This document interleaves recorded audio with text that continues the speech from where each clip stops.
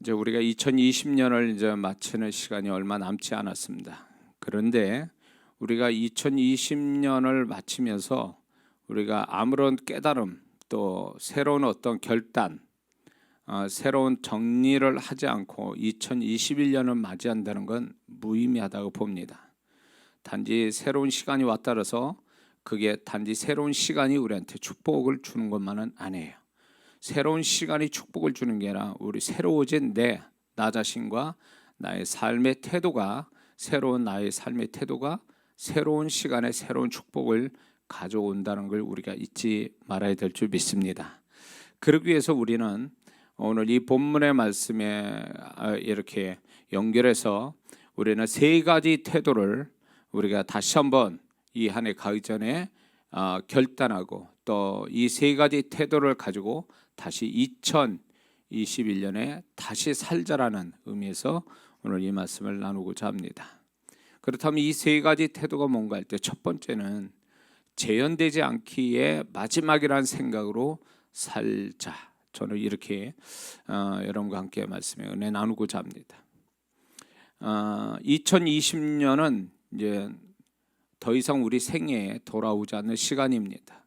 그 숫자도 그 시간들도 다시 재현되지 않습니다. 그런데 우리는 2020년을 시작하면서 우리는 2020년 또 언젠가 끝난다라는 그 생각을 우리는 알고는 있죠. 그러나 그게 이제 끝이 온다라는 그거에 대해서 정말 실감하면서 그 흘러가는 시간을 정말 소중히 여기면서 살아왔는가를 생각해 보면 저 역시도 그렇게 그거를 심각하게 또 그거를 아주 중요하게 생각을 못했던 것이 아닌가라는 생각 같습니다. 왜냐하면 그냥 우리는 2020년 이 한 해를 시작하면서 이런 시간, 지금 이 시간이 온다는 건 너무 까마득하고 오래 시간이 가야 이제 올 거라는 막연한 생각 속에 우리는 그냥 시간을 이렇게 사용하고 여기까지 왔는데 우리는 그런 어떤 면에서 보면 우리가 이 2020년으로 우리가 인생이 끝난다고 친다면 우리가 2020년 시작할 때에 이런 시간에 끝이 있다는 걸 알면 아마 한순간 한순간 굉장히 소중하게 생각하고 최선을 다하여 살고 그 순간순간이 마지막이다라고 하고 살았을 것입니다. 그러나 우리는 그게 마지막이 아니라 항상 다시 재현될 수도 있다. 기회는 또 있다.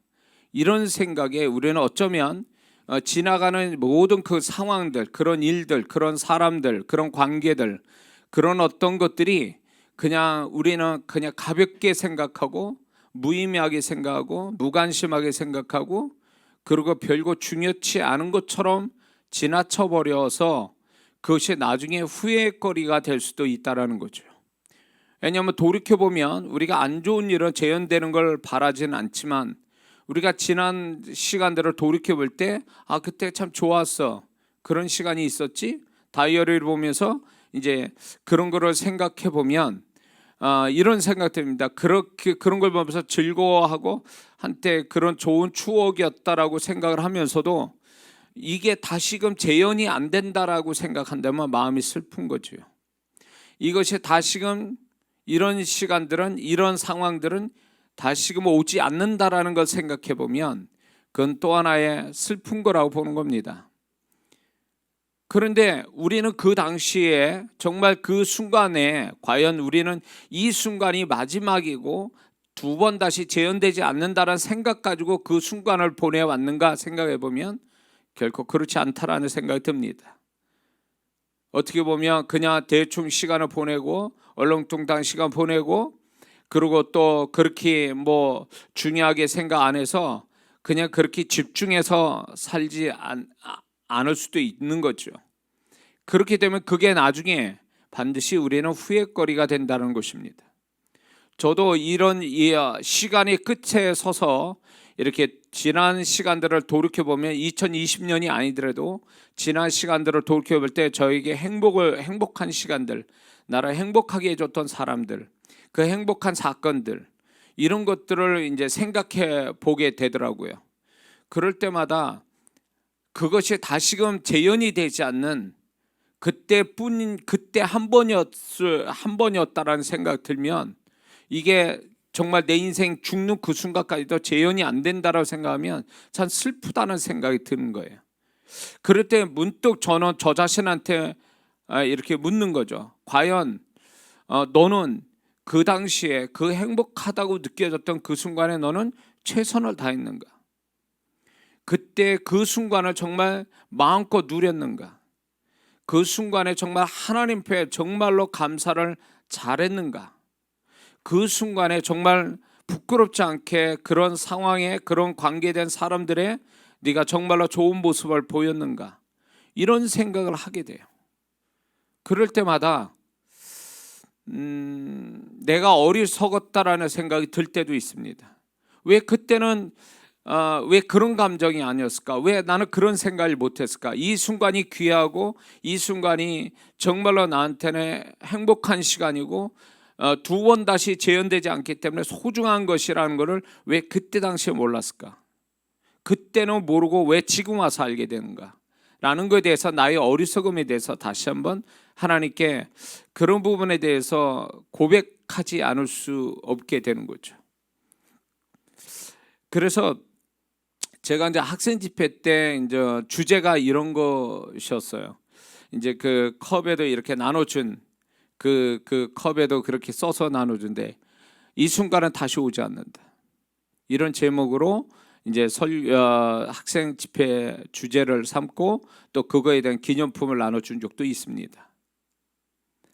그때 당시 이제 제가 생각할 때에 가장 돌이켜 보면 그 학생들 청년들한테는 고민된 시간들이지만 지나고 보면 그게 고민만 아니라 정말 행복했고 그게 소중한 시간이었다는 것을 알게 되면 그 당시를 그렇게 불평하고 원망하고 죄짓고 이렇게 살아가는 것을 나중에는 반드시 후회할 거라는 생각에 제가 이 주제로 정한 거예요.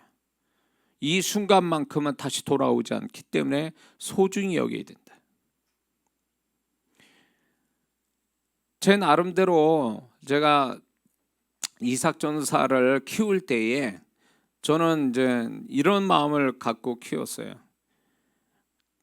저 이삭 전사가 나중에 크면 자기 스스로 자기 인생을 개척해가고 자기 나름대로 인생을 만들어 가겠지만 부모 손길이 필요한 나이 때는 부모가 어린 시절의 추억을 만들어 주는 거기 때문에 이 시절은 이때밖에 없다. 이 순간은 다시 오지 않는다라는 이 마음에 제 나름대로 굉장히 최선을 다해서 제 이삭 전사를 키웠는데 그 부분에 대해서 저는 돌이켜봐도 그게 맞았다라는 생각이 듭니다. 그때 그 순간순간에 내가 열심을 해서 이삭 전사한테 아들한테 추억을 남겨줬던 것이 이거는 돈으로 지금 생각해봐도 돈으로 어떻게 해결할 수 없는 소중한 것이라는 생각이 들기도 했거든요.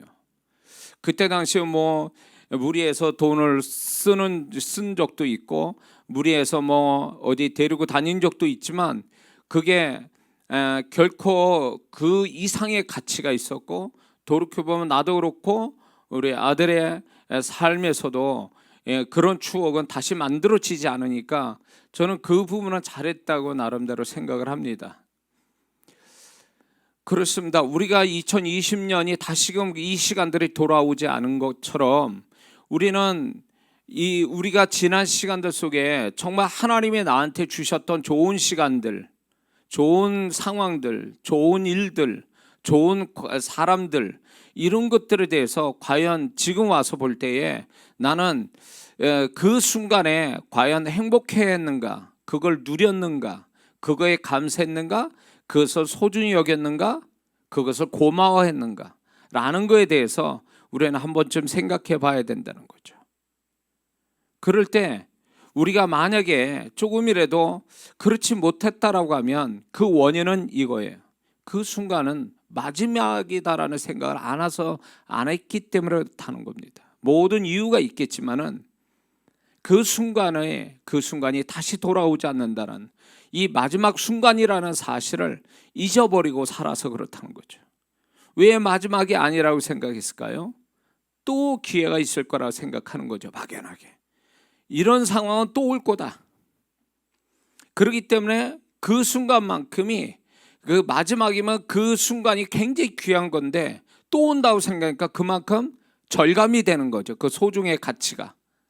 그렇기 때문에 어쩌면 우리는 그 순간순간이 마지막인데도 마지막이 아닌 것처럼 생각해서 살아온 것이 오히려 시간을 낭비하게 되고 좋은 사람과의 관계도 소홀하게 되고, 그리고 내가 열심히 살지 못하는 이유, 그거를 충분히 누리지 못하고 사는 거, 감사가 없는 이유도 바로 여기 있다고 보는 거죠.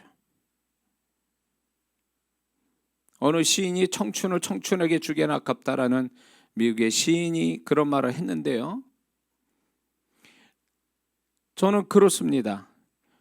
우리가 정말로 고마울 줄 모르고 소중할 줄 모르는 사람은 결국은 뒤에 가서 그 사람에게는 슬픔과 후회밖에 없다라는 생각이 듭니다. 우리의 시간들은 어떻게 보면 재현되는 시간이 없이 그 순간순간이 다 마지막이라는 거죠. 마지막이기 때문에 우리는 소중할 수밖에 없는 거예요. 제가 사형수와 이렇게 사형수들을 영적으로 신앙을, 예수님을 전하고 그분들을 마지막 순간까지 신앙을 지도했던 어느 교도관 장로님의 간증 속에 제가 이 기억이 다른 간증보다 이게 정말 기억에 남는 게, 사형수가 사형을 집행하는 그날 이렇게 그 사형장으로 가는 걸 알고 가는 거죠. 이렇게 교도관하고 같이 가는데, 그날은 비가 왔는데 이분이 사형소를 데리고 가는데, 그날이 비가 와서 이제 그 교도소에 나와가지고 사형장으로 가는 그 운동장을 거쳐서 가는데, 그날 그 전날 비가 와서 뭐 그 운동장이 곳곳에 웅덩이가, 조그만 웅덩이들이 생겼다는 거예요. 근데 그 길을 가는데 이 사람이 조금이라도 살아있는 시간을 갖고 싶어서 그 조그마한 운동으로 펄쩍 뛰면 그냥 갈 거를 돌아서 갔다는 거예요. 돌아서. 이 돌아서 간다는 얘기가, 이 순간이 자기가 이제 얼마 있으면 마지막 순간을 맞이하기 전에 이 시간들을, 살아있는 시간을 누리고 싶은 거죠. 그거를 조금이라도 늦추고 싶은 마음이 있었던 거죠. 저는 그게 잊혀지질 않아요. 그 이야기를 할 때. 그렇게 살고 싶어 했던 그 살아있는 것에 대한 누림을 갖기 위해서 그 짧은 1초도 안 되는 그거를 더 느끼기 위해서 돌아서 갔다. 웅덩이를 뛰어간 게 아니라 옆으로 돌아서 갔다라는 그 이야기가 어쩌면 사형수만의 이야기가 아니라, 우리는 어쩌면 살아가면서 다 그 순간순간이 마지막인데, 마지막인 줄을 모르고 우리가 또 있을 거야, 기회가. 어떤 막연한 생각에 낭비하는 거죠. 그 시간들을 허투루 쓰고, 그게 아주 그거에 대해서 아주 낭비하는 시간으로, 낭비하는 어떤 상황으로 가버리는 그런 모습들이, 그건 진짜 어리석은 모습이라는 거죠. 저도 나이 먹을 만큼 먹고 이렇게 이제 여기까지 왔는데, 돌이켜 보면 언제 내가 나이가 이 정도 됐는가에 대해서 어떤 때 깜짝깜짝 놀랄 때가 있어요. 그리고 지난 시간을 돌이켜 보면 너무 어느 나이 드시면 다 그 얘기하듯이 너무 짧은 세월을 살아왔다라는 게 느껴지는 거예요. 그러면서 나는 과연 이 짧은 시간 속에 아쉬워하고 고마워하고 소중히 여기고 살아왔느냐는 거죠. 돌이켜보면 내 인생에 재현되지 않는 모든 게 재현되지 않고 마지막이었는데, 나는 마지막으로 생각 안 하고 그냥 막 흘려보내는, 무관심하고 낭비했던 시간들, 그런 걸 생각할 때 좋은 기억도 기분 좋게 만들지만, 한편으로 또 그런 거를 충분히 누리지 못하고 그거를 다시 뭔가 길게 연장되고 좀 더 이렇게 재현되기 위해서 애쓰는 시간들이 없이 그냥 그저 그렇게 밋밋하게 아무런 느낌도 없이 지내버린 시간이 제일 아쉽고, 내 자신이 어리석다라는 생각을 갖게 만드는 거죠. 그러므로 우리가 2020년을 끝내는 이 마당에서 우리가 한 해를 또 주신다면 우리가 다시 한번 결단하는 어떤 한 가지 태도가 있다면,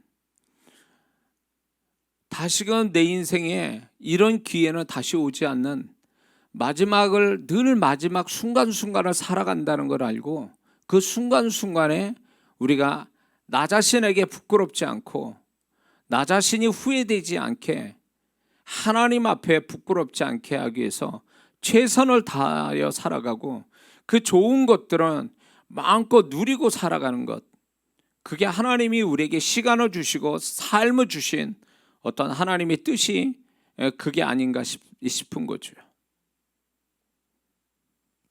그래서 우리는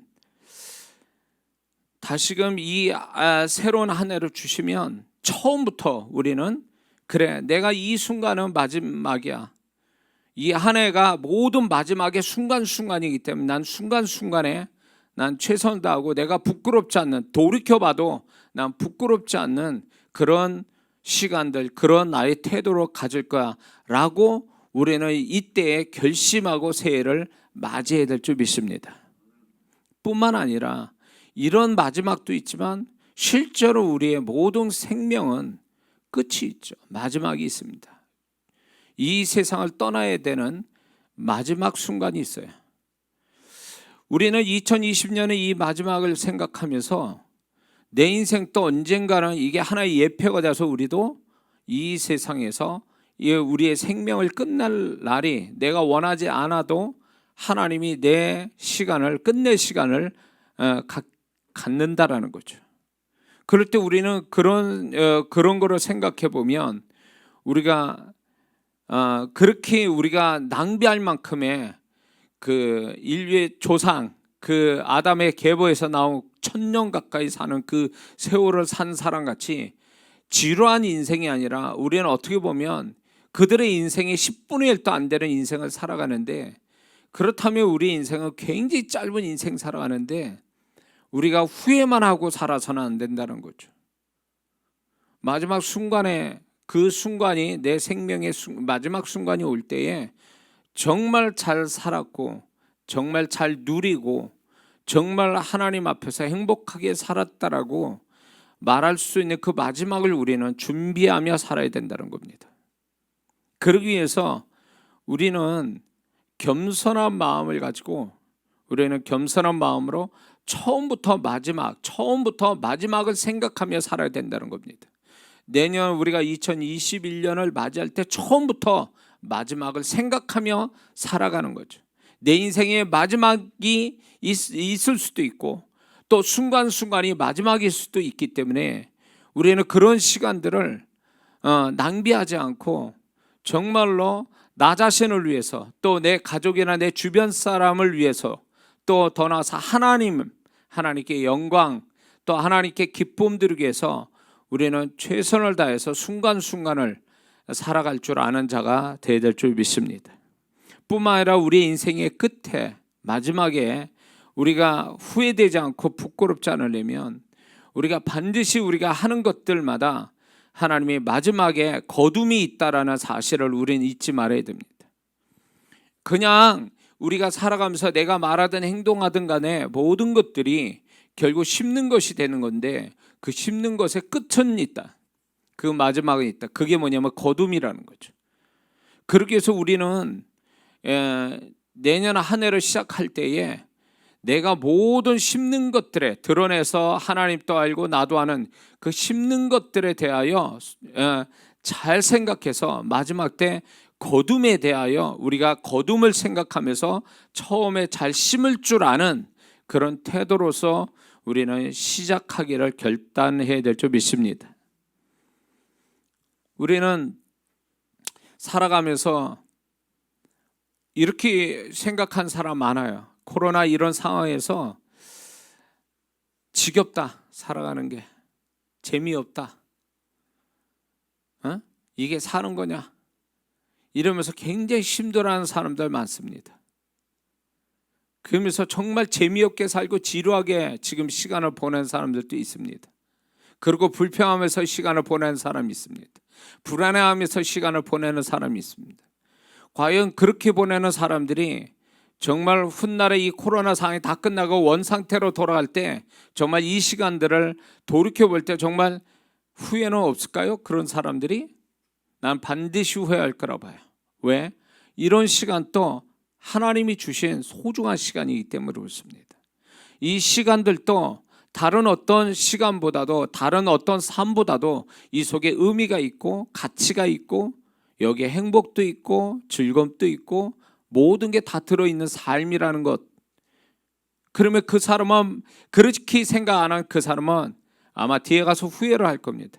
내가 그때 그렇게 그런 생각을 가지고 살 게 아니라 좀 더 그 속에서 내가 좀 더 의미 있고 가치 있고 나 자신이 만족하고 행복한 삶을 방법을 만들어서 살았어야 되는데 그냥 주어진 상황 속에 불평하고 원망하고 살아간 거에 대해서 잃어버린 시간으로 생각하고 아마 후회를 할 거라고 생각이 듭니다. 우리가 그런 시간이 오기 전에, 우리가 이런 코로나 상황 속에 우리가 뭔가 제한을 받고 불안한 시간들을 보내고 있지만, 그렇다고 해서 이런 것들 때문에 내가 누려야 되고 행복해야 되고 만족해야 되고 고맙게 생각하는 것마저도 우리가 그런 거를 버릴 만큼의 그런 절망적인 시간은 아니라는 거죠. 그렇게 그런 생각조차 못할 만큼의 우리는 비극적인 삶을 살고 있는 건 아니라고 봅니다.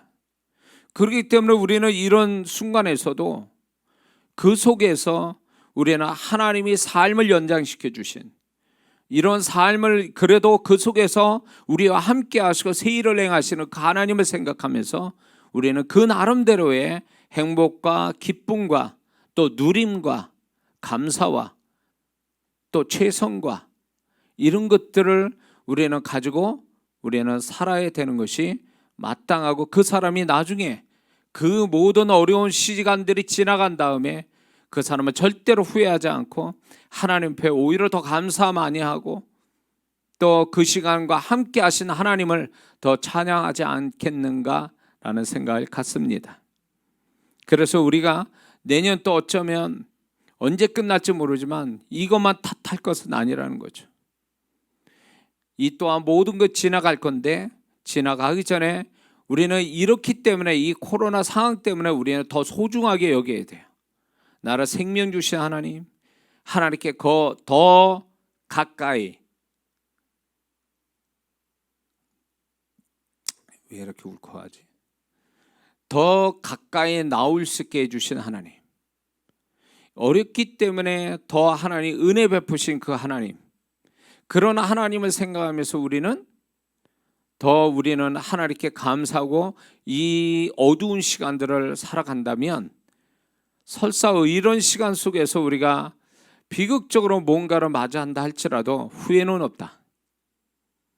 하나님 앞에 그 순간순간을 통해서 하나님께 영광을 돌린 것, 그것으로 우리는 후회 없는 삶을 사는 것이라고 저는 믿습니다. 자, 두 번째, 우리가 새해를 맞이하기 전에 우리가 두 번째 태도, 다시 두 번째 태도를 가지고 다시 살고자 하는 결단을 가져야 되는데, 그거는 두 번째는 없어지기 전에 지금 있는 것을 고마워하며 살자는 겁니다. 없어지기 전에 지금 있는 것을 고마워하며 살자. 우리는 다 없어진 다음에, 사라진 다음에 그 가치를 아는 그런 어리석음을 갖고 있어요. 늘 그것이 곁에 있을 줄 알고, 늘 그것이 나와 함께 있을 줄 알고, 우리는 그런 것들에 대해서 그게 영원할 거라고, 내게서는 없어질 게 아니고 계속 있을 거라는 생각 때문에 막대하고 무관심하고 그 무가치하게 여기는 그런 태도는 굉장히 후회를 남기는 것이죠. 우리가 2020년을 보내면서 한번 이런 걸 생각해 봐야 돼. 그때 좀 더 내가 그렇게 노력하고 생각을 달리하고 좀 열심을 했으면 그 좋은 것들이 계속 유지돼서 지금까지 올 수도 있었는데, 내가 그 순간에 그거 가치를 모르고 우습게 여기고 별거 아닌 것처럼 생각해서 그것이 순간적으로 다 끊어져 버려서 지금 아무것도 없다. 그것은 사라져 버렸다. 한동안 좋은 게 내 손에 있었다가 순간적으로 그게 다 사라져버렸다고, 아마 그런 일들이 만약에 있다면 그 사람은 아마 엄청 후회를 하게 됐겠죠. 없어지기 전에 있는 거, 지금 있는 걸 고마워하고 그 없어지기 전에 있는 걸 계속 붙들고 그게 계속적으로 남아있고 더 확장이 됐다면 그 사람은 굉장히 뿌듯해하고 하나님께 감사가 더 많아졌을 겁니다.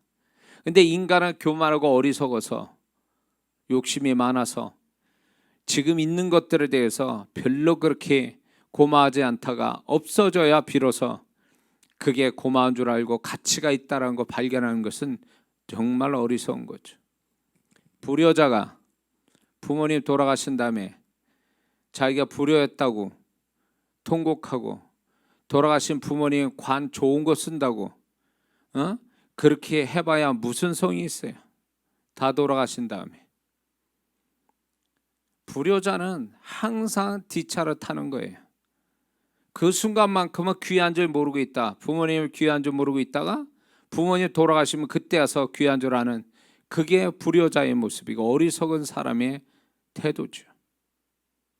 건강 다 잃은 다음에, 건강 다 잃어서 중환자실에 들어가서야 비로소 건강했을 때 내가 얼마나 건강 전에 있었는가를 생각하는 것은 후회하는 일이죠. 그건 후회될 일인 거죠. 그때 비로소 건강의 중요성을 알아야 이미 끝난 거죠.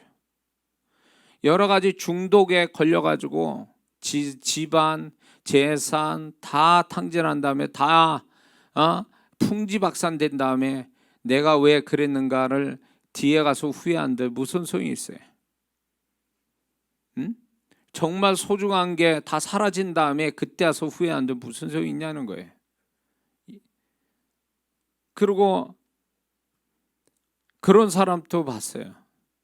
재산 있는 재산 다 날려먹고 여기저기 허락망태 다 날려먹고 주님 앞에 헌신할 게 없어서 정말로 그걸 후회하는 사람도 봤어요. 그런 무슨 소용이 있어요? 가지고 있을 때는 그게 자기를 다 쓰다가 다 없어진 다음에 비로소 그게 얼마나 귀한가를 나중에 안다는 거. 이거는 굉장히 슬픈 일입니다. 많은 사람들이 자기가 가지고 있는 것들에 대해서 얼마나 그게 소중한 거를 모른 채 그거를 잃어버린 다음에 안다는 것은 너무나 어리석은 일이죠. 젊었을 때 그 젊음이 얼마나 귀한 줄을 모른 채 고민만 하고 불평하고 비전도 없고 도전의식도 없이 살아가다가 그 뒤에 가서야 나이 먹고 쉼 없을 때 뒤에 가서 내가 젊었을 때 조금만 더 열심을 내고 담대하게 이렇게 도전했으면 뭘 해도 지금 했을 텐데 그건 소용없는 거죠. 다 청춘이 사라진 다음에 쉼이 있었던 게 다 사라진 다음에 그때 비로소 그때 가진 거를 고마워하고 그게 중요했다는 걸 알면 이미 때는 늦은 거죠. 우리는 지금 2020년을 이제 내가 원해서가 아니라 이제 시간의 흐름 따라 이제 우리는 마지막을 이제 갖게 되고 2020년은 이제 사라지게 될 겁니다.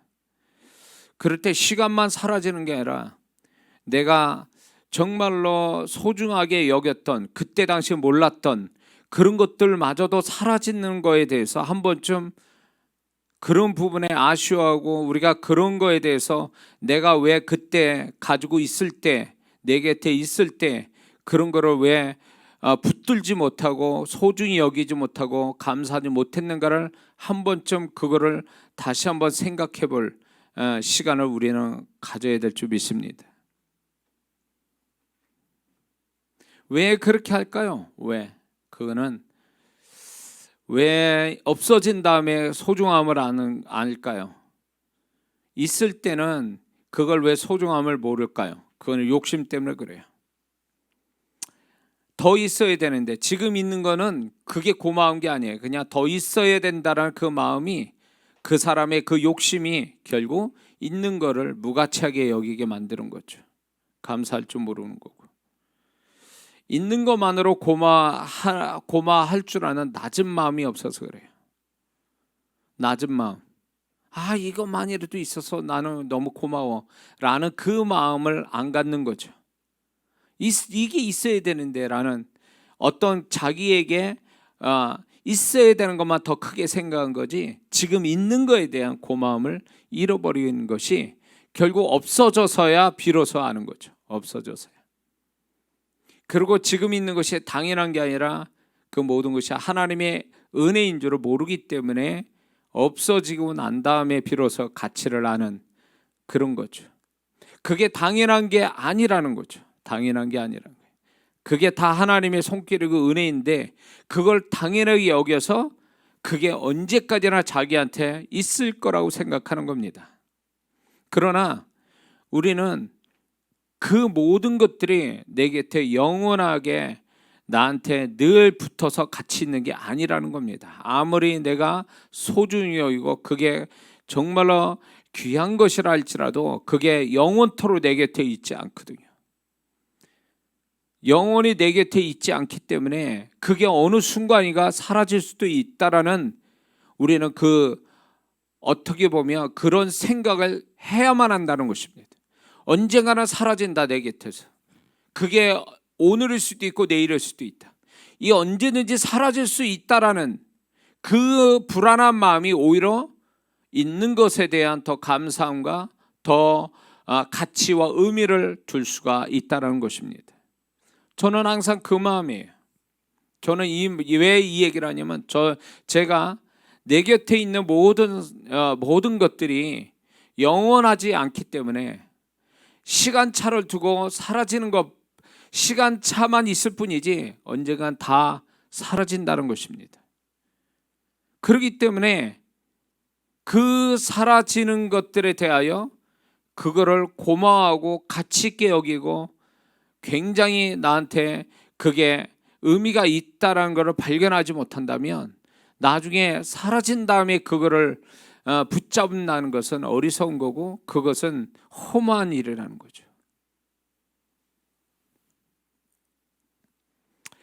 전에 이제 제가 집회를 하면서 저를 도왔던, 또 저를 잘 섬겨줬던 또 이런 분들이 참 있어 왔어요. 그런 분들을 제 나름대로 그때 당시에도 그랬지만 이분들이 너무 감사하다. 하나님이 보내준 사람들이고 또 이 사람들을 내가 또 나를 돕는 것만큼 내가 그분들을 도와야 된다는 생각에 제 나름대로 최선을 다했어요. 그분들에게 대해서. 근데 참 하나님이 지혜를 주셨는지 몰라도 그때 당시에도 이 순간은 두 번 오지 않는다. 그리고 이 지금 내 곁에 있게 하신 이것은 언젠간 사라지기 때문에 사라지기 전에 나는 이분한테 고마워야 되고 나는 이거에 대해서 난 최선을 다해야 된다는 생각을 가진 거예요. 후회 없게 하기 위해서. 그것이 제가 지금 그런 일을 돌이켜볼 때 내가 덜 후회할 수 있는 것은 바로 그런 마음 때문에 덜 후회하는 것 같습니다. 하나님이 그때 그런 지혜를 주신 것 같아요. 제가 외국에 집회를 그렇게 많이 다닐 때 제가 정말 그분들한테 저에게 정말로 너무 잘해줬던, 최선 다해서 저를 섬겨줬던 그분들 그 순간에 나는 내가 이런 대우를 어떻게 받나 다음에. 그래서 이분들은 하나님이 보내준 사람이고 또 이분들과 좋은 어떤 시간을 보낸다는 건 나한텐 하나님이 축복이다라는 그 마음을 잊지는 않았어요. 잊지는 않고 그분들과 제가 나머지 시간들을 그분들과 같이 좋은 시간 보내고 그분들을 제가 이렇게 섬겨 드렸던 것들이 지금 와서만 좋은 추억이 됐고 그래서 덜 후회할 수 있는 그런 것이 됐습니다. 근데 맞아요. 없어지더라고요. 사라지더라고요. 그게 슬픈 거예요. 그분들과 그 상황들이 오랫동안 같이 있었으면 좋겠는데 그렇게 안 되더라고요. 그렇게 하면서 결국 이렇게 저렇게 사라지는 그분들의 모습들, 나는 내 갈 길을 가고 있는데 그분들이 왔다가 나와 좋은 어떤 사이가 돼서 좋은 추억을 만들고 그리고 어느 때 자연스럽게 사라지는 그 모습을 볼 때마다 이게 인생인가 이런 생각도 가지면서 또 이게 하나님이 인생을 이끌어가는 하나의 모습이다라는 생각을 가진 거예요.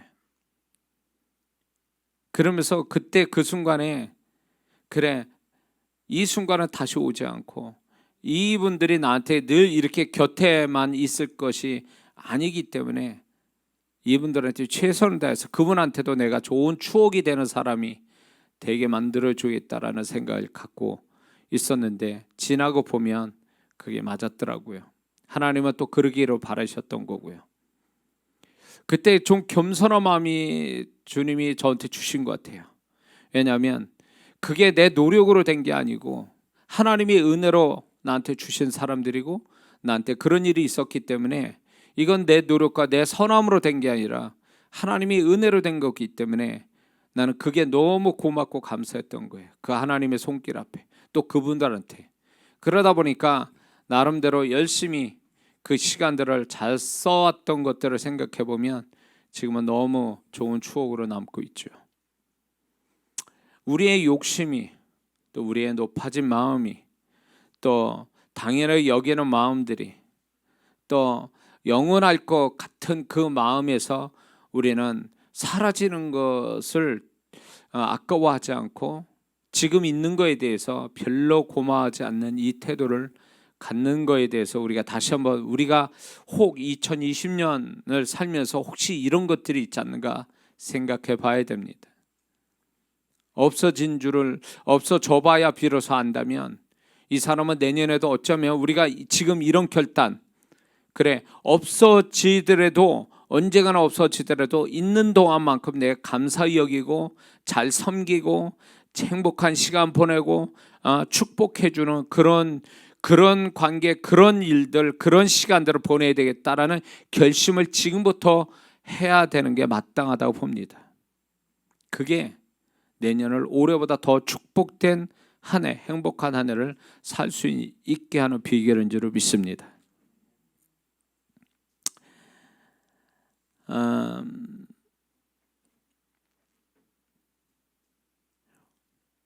우리가 어떻게 보면 사라질 것인데 언젠가는 사라질 것인데 우리가 내 마음에 드는 것만 소중히 여기고 지금 내 마음에 드는 것만 소중히 여기고 그게 없어질까 봐 전전긍긍하는 게 아니라 사실 우리가 좀 힘들어하고 좀 속상하고 슬퍼하는 것들도 어떤 면에서 보면 우리 마음에선 그 모든 것들이 떠나갔으면 좋겠다라고 생각하면서 그때 그런 마음을 가지고 상대했는지도 모르죠. 그런데 우리는 하나님의 시각으로 좀 보게 된다면 이런 거를 생각해 볼 필요가 있습니다. 그게 뭐냐면 하나님이 우리한테 오게 하신 것들은 결국 하나님은 나에게 최선의 것을 주셨기 때문에 오는 거지 최악의 것을 우리한테 주신 것은 없다라는 거죠. 그런데 우리는 우리 스스로가 내가 마음에 안 들고 나를 불편하게 하고 나를 힘들게 하니까 이건 나한테 최악이야.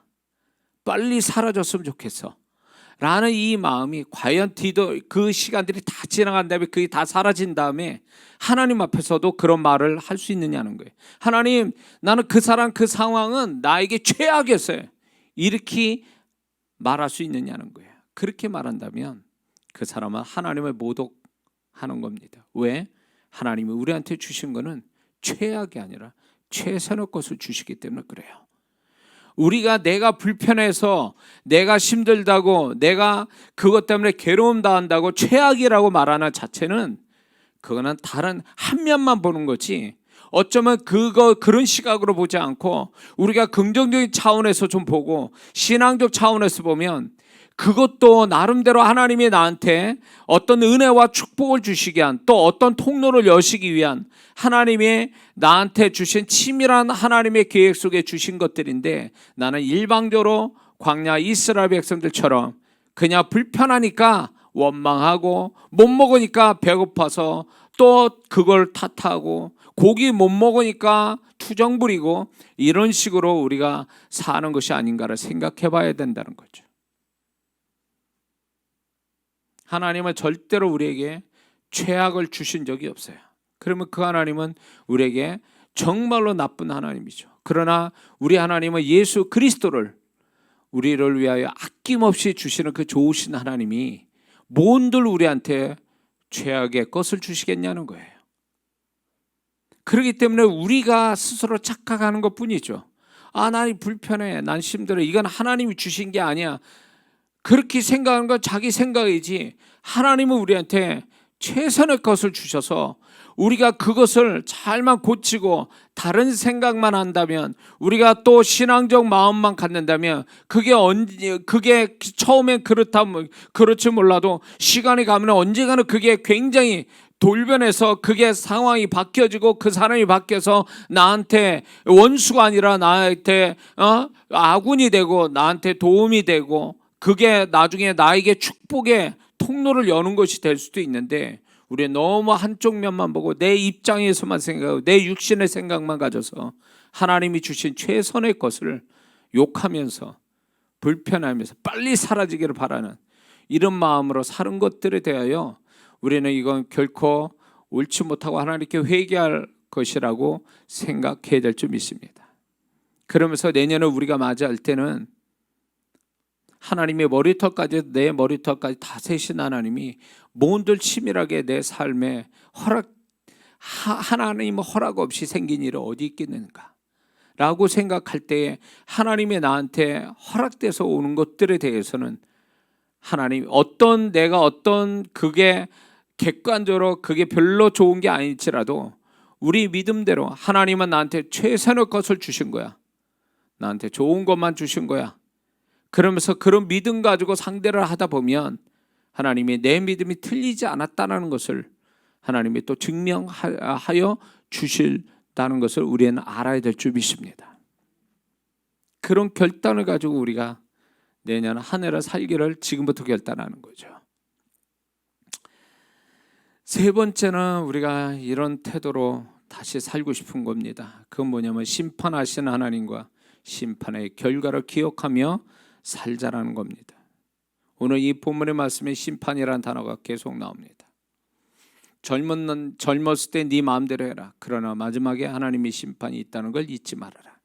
하나님이 그 선악간의 모든 행위에 대해서 심판하신다고 말씀합니다. 왜 그분은 심판을 하실까요? 그분은 그럴 자격이 되시기 때문에 그래요. 어떤 자격이요? 그분은 우리한테 생명을 주시고 시간을 주시고 그분의 것을 우리한테 주셨기 때문에 그분의 것을 판단할 자격이 되신 분이에요. 우리는 우리 것이 하나도 없어요.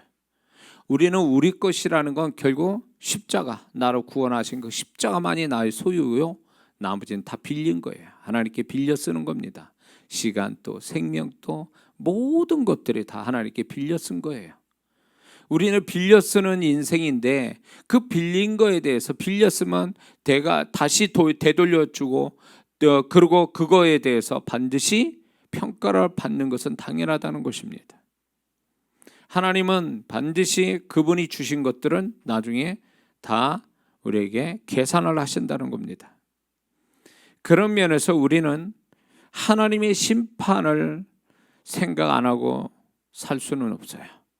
분명히 하나님 말씀합니다. 네 인생 끝에는 아무것도 없는 게 아니라 네 인생 끝에는 내가 있다. 심판하는 내가 있고 심판의 결과가 있다. 그렇기 때문에 우리가 살아가면서 마지막을 생각해야 되고 그 마지막 끝에 심판을 생각 안 할 수가 없는 거예요. 그런데 심판은 두 가지 심판이 있습니다. 살아있을 때 심판과 죽어서의 심판이에요. 예수 믿는 사람은 두 가지 심판을 다 받습니다. 살아있을 때 하나님께 잘하면 축복의 심판이요, 하나님께 잘못하면 때에 맞추어 징계의 심판을 받습니다. 그게 내년에 이루어질 거예요. 올해 내가 하나님께 잘했다면 하나님이 올해 끝나기 전에 심판하시겠죠. 너 이거 잘했구나. 그러면 내년은 그 잘한 거의 심판이 결국은 축복을 하나님 나타내 주시겠죠. 그러나 내가 하나님 앞에 잘못했다면 내년에 어쩌면 그것에 징계가 있을 수도 있는 겁니다. 그래서 우리가 이 한 해 가기 전에 하나님께 회개하고 자세를 고쳐먹고 다시 한번 하나님의 심판을, 하나님께서 긍휼을 베푸사 심판을 연장시켜 주시고 또 그 심판의 징계의 심판을 받지 않게 하시는 하나님의 은혜를 받아야 된다는 겁니다. 그리고 또 하나의 심판은 죽어서 심판입니다. 행위와 상급에 대한 심판이죠. 예수 믿는 사람은 지옥 가는 죄의 심판은 없습니다. 그러나 분명한 사실은 행위와 그 상급에 대한 심판은 분명히 있습니다. 그렇기 때문에 우리의 인생은 어쩌지 살다가 끝나면 끝나는 게 아니라, 죽으면 끝나는 게 아니라 그 다음이 진짜 이제 제2부로 정말 우리가 이런 현실감 있는, 우리가 이런 현실을 우리가 느끼듯이 그 죽음 넘어서의 그 심판의 현실을 우리는 실감나게 그때 경험할 수 있다는 거죠. 그거를 우리는 지금부터 그 생각을 하고 살아야 된다는 것입니다. 그런데 왜 믿는 자들이 이 분명한 심판 의식을 갖지 못할까요? 그거는 의도적으로 생각을 안 하면서 살기 때문에 그렇습니다. 그때가 아직 오지 않고 그게 멀게, 나한테는 먼 이야기고, 그러니까 여유를 가져서 그 심판 의식을 갖지 않는다는 거죠. 너무 세상에 취하고 세상에 집중돼서 육신의 즐거움과 육신의 정욕이 강해서 심판 의식을 갖지 않는 겁니다. 그리고 마귀에 속아서 괜찮아, 아무것도 아니야 그거, 이런 어떤 마귀의 생각에 속아서 그 심판에 대한 우리가 일종의 그 영적인 두려움을 갖지 않는다라는 겁니다. 그리고 이런 사람들에서 난 괜찮아, 그런 거에 대해서 나는 받을 게 많은 사람이라서 자기 스스로가 합격선에 들어가 있는 사람처럼 착각하는 기 때문에 심판의식을 갖지 않는다는 거죠. 그리고 하나님이 얼마나 정확하고 무서운 분인가를 모르기 때문에, 또 그분이 얼마나 냉정하게 판단하고 심판하신다는 걸 믿지 않기 때문에, 그러기 때문에 심판의식을 갖지 않습니다. 세상도 그 사람이 잘했냐 못했냐 법원에 가서 재판을 받지 않습니까? 심판을 받아요. 재판관에게 심판을 받습니다. 그래서 무죄가 나오기도 하고 유죄가 돼서 감옥에 가기도 하고 그렇습니다. 세상의 그 모습은요, 하늘나라의 하나의 예표가 될 것입니다. 우리가 세상에서 죄짓고 법원에 갈 일은 없겠지만 하나님 앞에서는 반드시 모든 인간은 다 하나님 심판대에 서게 돼 있거든요. 우리가 꼭 죽어서만 심판이 아니라고 말씀했죠. 우리는 살아서도 심판을 받습니다. 하나님의 자녀이기 때문에 징계도 받는다라는 거예요. 하나님의 자녀가 잘 되면 축복도 받고, 이게 일종의 하나님의 심판이에요. 심판이라는 게 부정적 의미로만 쓰는 게 아니에요. 하나님이 우리가 잘하면 축복의 심판이 있다는 거죠. 그런데 우리가 정말로 하나님이 긍정적으로 나를 심판해 주시기 위해서, 하나님은 우리가 살아가면서 과연 내가 하나님 앞에 어떤 모습이고 어떤 태도를 가지고 하나님은 어떤 생각을 나에 대해서 하고 계신가를 중간중간에 그걸 계시해 준다는 겁니다. 그게 예배 가운데서, 목사의 설교 가운데서 본인이 기도하다가, 성경 읽다가, 성도와 교제 나누다가 하나님이 나를 어떻게 생각하신지를 계시해 준다는 거예요. 그걸 통해서 내가 이게 좀 안 되는 거, 모자르구나, 잘못됐구나, 그러면서 조종해 가는 거죠. 하나님은 그런 의도에서 우리를 알게 하시는 걸까요? 만약에 아무것도 얘기를 안 해요. 그러면 그 사람이 착각에 빠지고 자기가 뭔가 잘하고 있는 것처럼 생각하다 느닷없이 징계의 심판이 온다면 그거는 억울한 일이죠.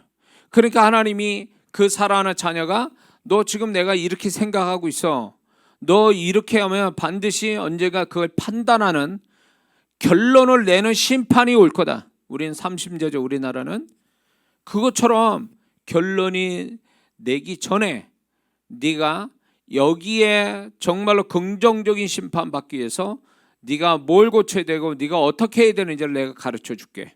그러면서 중간중간에 가르쳐. 그게 신앙생활이에요. 교회 생활이 바로 왜 필요하냐면, 그러나 하나님이 우리가 어떤 사람인지, 자기 자신이 어떤 사람인지를 자꾸 교회 생활을 통해서 비춰보게 하는 겁니다.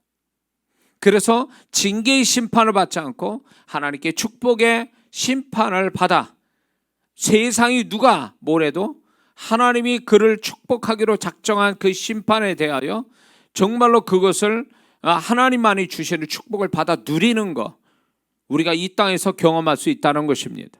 그러므로 이 땅에서 축복과 징계, 이 두 가지를 우리는 살아가면서 경험하거든요. 근데 이게 마지막 때 하나님 앞에 설 때 죽음 넘어 하나님 앞에 설 때에 그 예표가 되는 것이라는 겁니다. 그러므로 우리가 징계받는 심판이 아니라 상급을 받는 심판이 되려면 우리는 세 가지로 좀 더 생각해 볼 필요가 있습니다.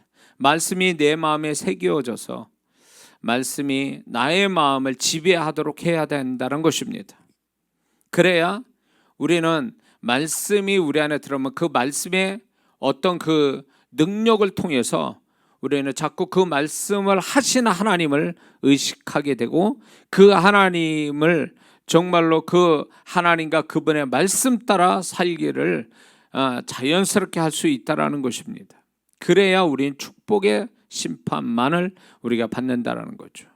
두 번째는 다윗처럼 하나님의 의식이 충만한 신앙을 갖기를 기도해야 됩니다. 시편 16편 8절에 다윗은 저는 개인적으로 이 말씀 굉장히 좋아하는데 내가 여호와를 항상 내 앞에 모시며 그가 내 우편에 계심으로 내가 요동치 아니하리로다. 그분은 내 눈앞에 내 옆에 계심을 늘 의식하고 살았다는 거죠. 그게 하나님을 잊지 않고 또 하나님 앞에 늘 축복스러운 심판을 받는 자가 된다는 거죠. 잘 들어보세요. 다윗이 양치기에서 이스라엘 통합의 왕이 될 때까지 하나님이 양치기 칠 때 그 하나님의 판단이 통합 이스라엘 왕 되는 13년 만에 통합 이스라엘 왕이 되는 그거를 13년 동안 그 하나 가지고 하나님 판단하셨을까요? 절대 그렇지 않아요. 다윗의 생애를 보면요, 하나님이 그를 심판을 중간중간 하셨다라는 거예요. 어떤 거는 축복의 심판이었고 어떤 건 징계의 심판을 하셨어요. 이 심판이 계속 시간대마다 심판에 되어져서 다윗은 계속 하나님의 심판, 하나님의 판단, 하나님의 심판에 합격하면 그 다음 상황으로 갔고 하나님의 심판에 못 미쳐 징계를 받으면 그 다윗은 잠시 동안 혼란과 고통 속에 방황하게 돼 있죠. 그러다 다시 하나님이 원하신 태도로 가져서 긍정적인 심판을 받게 되면 다시금 다른 어떤 삶으로 전개가 돼서 이스라엘 왕, 통합 이스라엘 왕까지 간 거예요.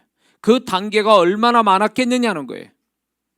우리가 하나님 앞에 인정받고 존귀함 받는 다윗처럼 그런 사람 돼가기 위해서는 끊임없이 하나님이 우리를 중간중간에 심판하신다는 거 잊지 말아야 돼요. 심판하신다는 말은 다른 측면에서 얘기하면 하나님이 판단하신다는 거예요. 판단 유보하고 있다가 그 순간만큼 판단을 내린다는 거예요. 그거는 재판장이 그 선언을 해놓은 거와 똑같은 거라는 거죠. 하나님의 판단, 하나님의 심판. 그런 것들이 중간중간에 믿는 자들에게 반드시 있어요. 그걸 눈치를 못 채고 하나님은 축복의 심판을 받도록 인도하고 있는데 그걸 거부하고 있다가 축복의 심판을 못 받습니다. 지나쳐서 그 사람의 삶이 점프해야 되는데 업데이트가 돼야 되는데 안 되는 거예요. 왜 그랬을까요? 그거는 하나님의 심판을, 긍정적 심판을 못 받아서 그런 거예요. 어떤 사람은 징계받지 말라고 하나님이 계속 말씀합니다. 여러 가지로, 여러 채널로 그 사람이 문제가 있다는 걸 얘기해요. 그러나 그 사람이 그거를 못 알아챕니다. 그러면 땅 심판하시는 거예요. 너 징계 3개월, 징계 6개월. 요런 부분에 요 정도 징계 빵빵빵. 그거 아십니까? 제가 왜 이 얘기하냐면요, 제가 이 사역 속에 참 특이한 경험을 해서 지금도 기억나요. 수만 명을 제가 사역하면서 온갖 그 주님의 음성, 주님의 마음을 제가 받아서 전달하는 사역을 했지만 이런 분을 만났어요. 이분이 딱 사역을 받는데 주님의 음성 들립니다. 야, 이 성도는 기도도 해주지 마라. 제가 물었어요, 주님께. 얘는 연단 3년 딱 연단을 받은데 이분은 뭔가 하나님 앞에 치명적인 문제가 있었던 것 같아요. 그런데 이제 제가 그때 연상이 된 게 뭐냐면 우리 부모님이 교회를 정말 정의감 가지고 교회를 좀 목사님 또 교회에 여러 가지 어떤 문제가 있게 된 거예요. 우리 아버님은 정의감 가지고 이렇게 하셨지만 결국 그게 하나님 앞에서는 뭔가 잘못된 부분이었던 거예요. 그런데 그게 이제 우리 집안에 6년 연단을 받게 된 거죠. 그래서 정말 6년 동안 아무것도 안 됐어요. 우리 집안에 안 좋은 일만 계속. 그게 왜 그런지를 알 수가 없었어요. 근데 우리 아버님이 집안의 복의 통로자, 권위자, 우리 아버님의 문제가 거기서부터 출발이 돼서 결국 자식 이남 이녀가 다 그때 잘 안 됐죠. 어려움이 굉장히 많았죠. 그게 하나님의 앞에 치명적인 문제를 가지게 되신 거예요. 교회적인 죄를 범하시고, 그게 우리 아버님이 무슨 뭐 도덕적 윤리적인 죄를 잘못 진 게 아니라 어떤 그 방법에 있어서 문제가 됐던 거예요. 교회를 정의감 가지고 뭔가를 하신다는 자체가 방법에 문제가 좀 있었습니다. 그런 걸 보면서 그게 연상이 되는데 그분한테 차마 묻지는 못했지만 그분에 대해서 제가 이 얘기는 하진 않았어요. 그냥 기도만 해드리고 이렇게 그냥 간단한 기도만 해드렸어요. 근데 하나님이 기도도 해주지 마라. 그 영혼에 대해서 악한 마음 가지고 하나님 그렇게 하신 게 아니에요. 뭔가 하나님의 생각에서는 이 사람이 진정으로 하나님께 회개해야 되고 뭔가 하나님과 풀어줘야 될 문제가 있는데 하나님이 그걸 얘기를 안 하신 거예요. 그 사람 인격을 생각해서. 그러면서 연단 3년은 뭘 얘기하냐면 징계 3년이에요. 징계 3년은요 하나님이 이런 게 있어요.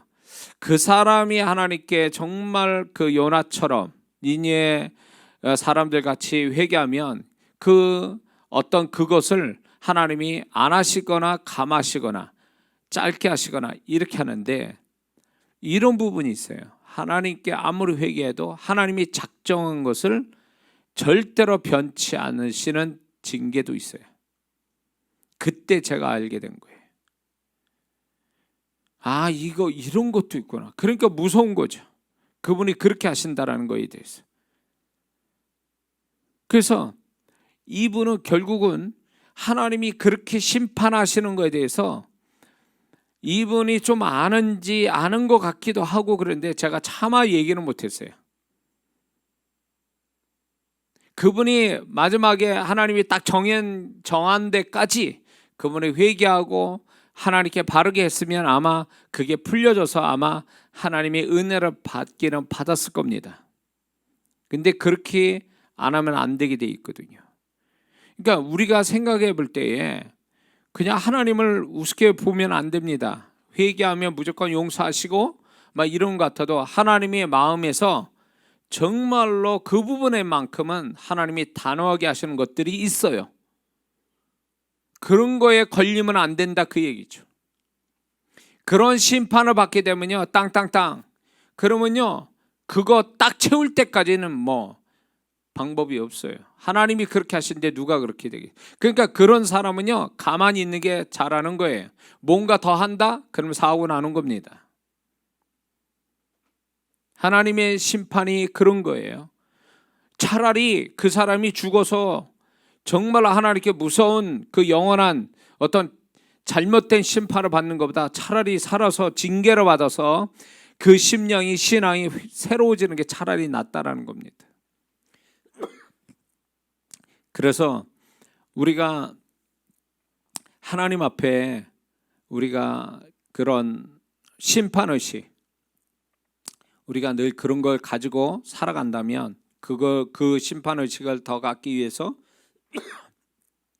상급받는 심판 갖기 위해서 말씀을 갖고 또 다윗 같은 신앙을 또 갖는 거죠. 그리고 세 번째는 항상 자신이 하는 모든 것이 하나님이 어떻게 판단하실지를 늘 생각하고 살아야 된다는 것입니다. 이런 게 있습니다. 하나님의 판단이요, 한번 좋게 보신 다음에 끝까지 좋게 보시는 게 아니에요. 하나님의 판단은 그 사람의 태도에 따라 판단이 달라지세요.